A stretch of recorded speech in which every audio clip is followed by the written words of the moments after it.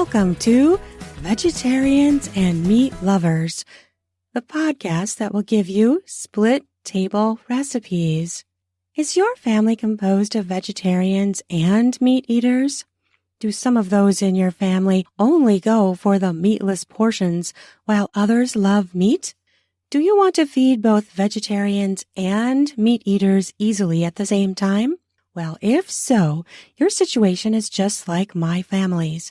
My name is Julie Hoag, and I'm the vegetarian in a family of meat lovers. I've had to learn to cook for both types of diets for every meal for the last 27 years, so I've had a lot of experience. It's not as hard as you'd think to cook to accommodate both types of diets, but it does take paying attention to detail, thinking outside the box, and a bit of extra work, but less work than being a short order cook. But the good news is it's very possible to do.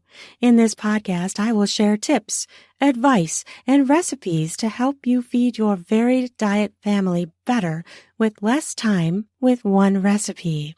I'm going to read a post from my blog. I'm at juliehoagwriter.com, where I have many recipes. And I also have a cookbook out, which is One Dish, Two Diets. And I'm going to put that down in the podcast notes so that you could easily access it.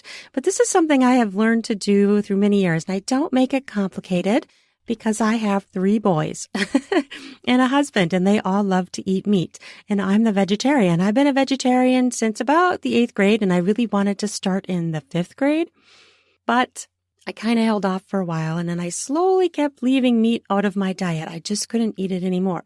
So if you have a child like that, stay tuned. I have advice for you. And right now, I'm going to read my article from my website, How to Cook for a Split Table of Vegetarians and Meat Eaters. Is your family composed of vegetarians and meat eaters? Do you have family members who yearn for meatless Monday meals while other members of your family crave meat at every meal? That describes my family, and out of a desire to not always be a short order cook, I began to make hybrid recipes. My family of 5 is what I call a hybrid family composed of vegetarians and meat eaters. We are a split table with regards to our diets. I'm giving tips on how to cook for a split table of vegetarians and meat eaters based on years of experience cooking this way for my own family.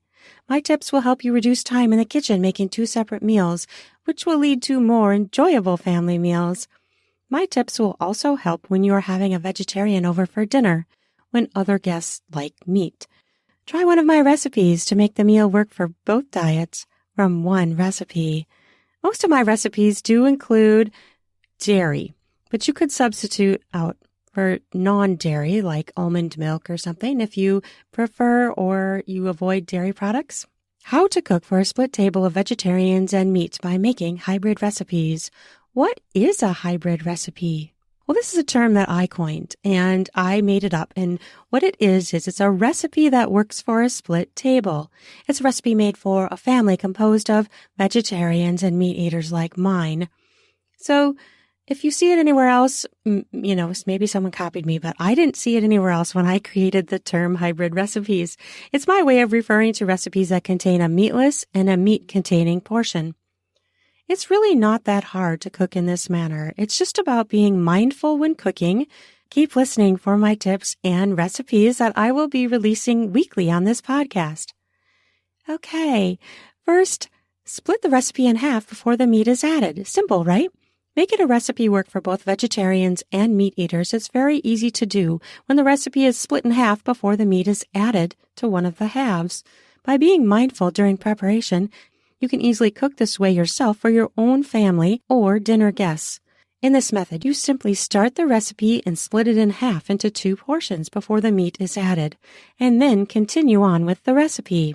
One of my favorite meals to do this with is chili because my family loves chili. So on my blog, I have a 2 crockpot hybrid chili recipe to feed vegetarians and meat eaters.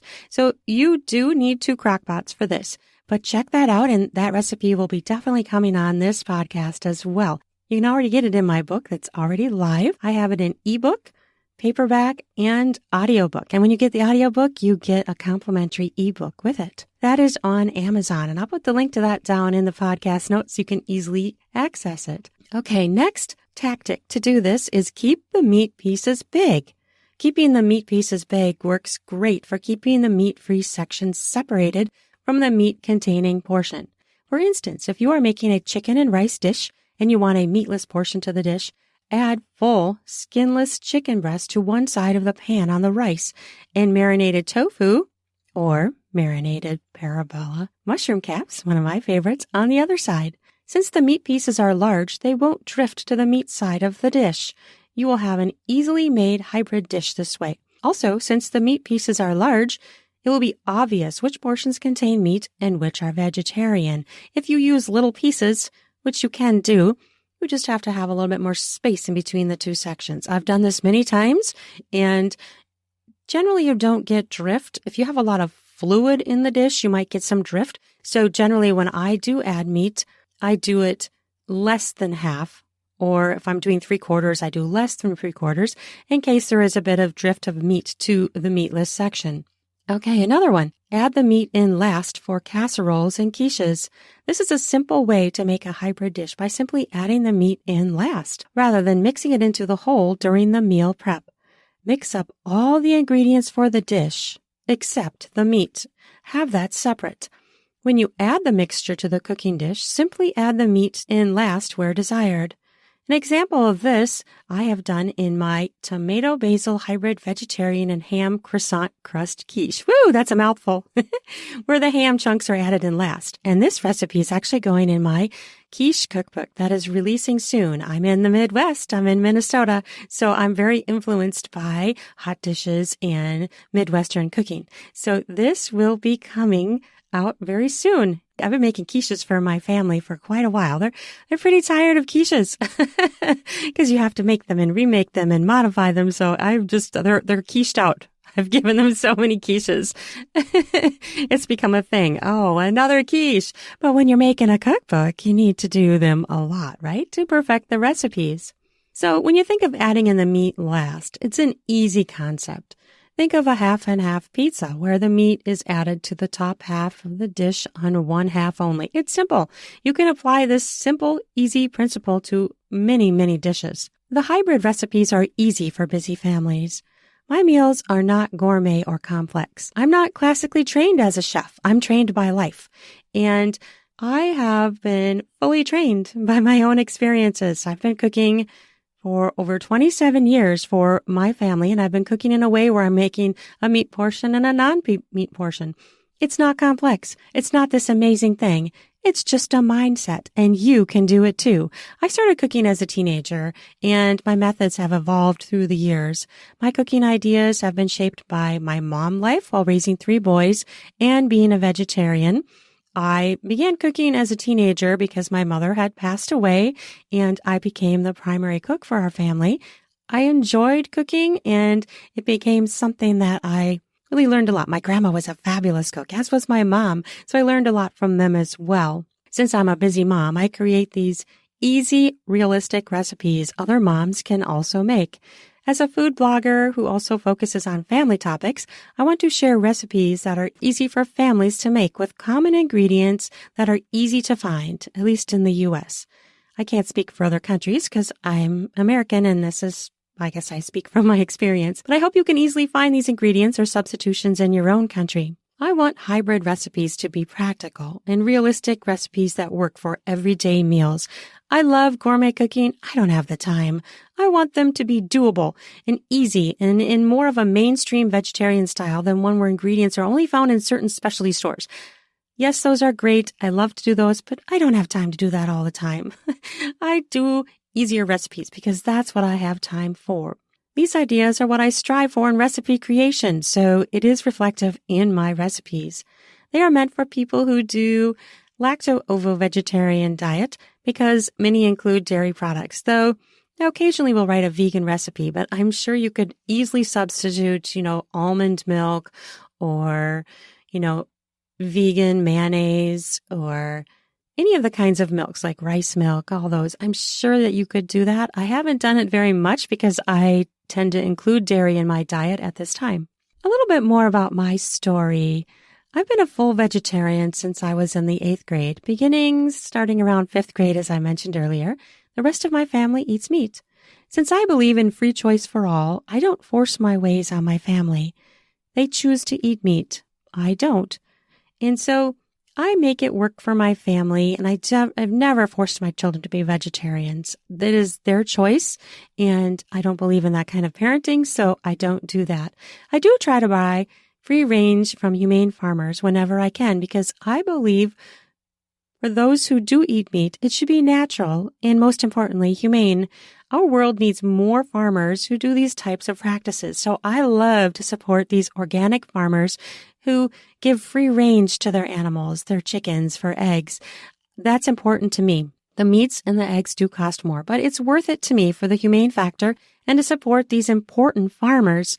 I believe it's healthier for the consumer too.